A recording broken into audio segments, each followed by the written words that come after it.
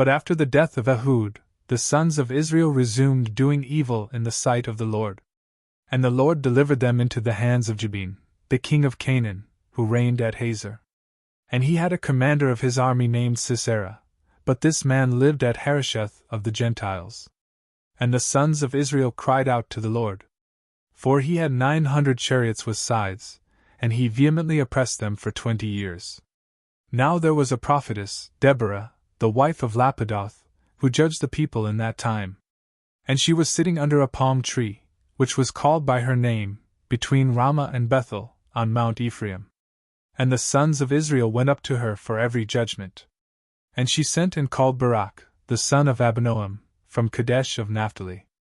And she said to him, The Lord, the God of Israel, instructs you, Go and lead an army to Mount Tabor, and you shall take with you 10,000 fighting men from the sons of Naphtali and from the sons of Zebulun. Then I will lead to you, at the place of the torrent Kishon, Sisera, the leader of the army of Jabin, with his chariots and the entire multitude. And I will deliver them into your hand. And Barak said to her, If you will come with me, I will go.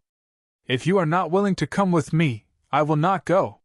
She said to him, Indeed, I will go with you. But due to this change, the victory shall not be reputed to you. And so Sisera will be delivered into the hand of a woman. Therefore, Deborah rose up, and she traveled with Barak to Kadesh. And he, summoning Zebulun and Naphtali, ascended with 10,000 fighting men, having Deborah in his company. Now Heber, the Kenite, had previously withdrawn from the rest of the Kenite, his brothers, the sons of Hobab, the relative of Moses. And he had pitched his tents as far as the valley that is called Zananim, which was near Kadesh. And it was reported to Sisera that Barak, the son of Abinoam, had ascended to Mount Tabor.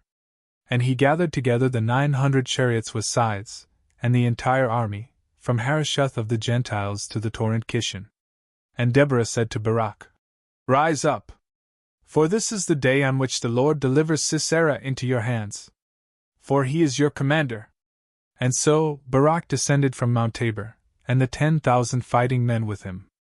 And the Lord struck Sisera with great fear, and all his chariots, and all his multitude with the edge of the sword, in the sight of Barak, so much so that Sisera, leaping from his chariot, fled on foot. And Barak pursued the fleeing chariots, and the army, as far as Harosheth of the Gentiles.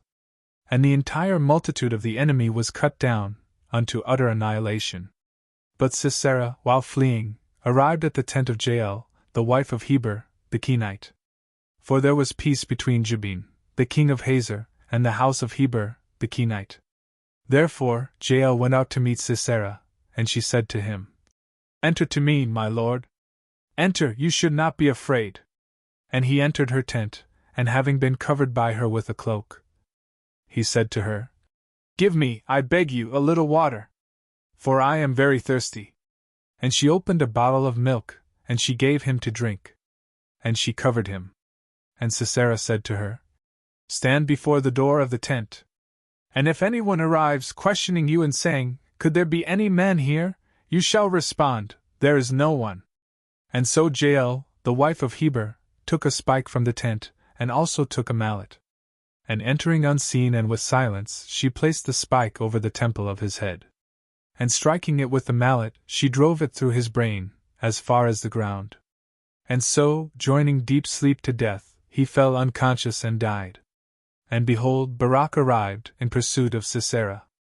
And Jael, going out to meet him, said to him, Come, and I will show you the man whom you are seeking. And when he had entered her tent, he saw Sisera lying dead, with the spike fixed in his temples. Thus did God humble Jabin, the king of Canaan, on that day, before the sons of Israel. And they increased every day. And with a strong hand they overpowered Jabin, the king of Canaan, until they wiped him out.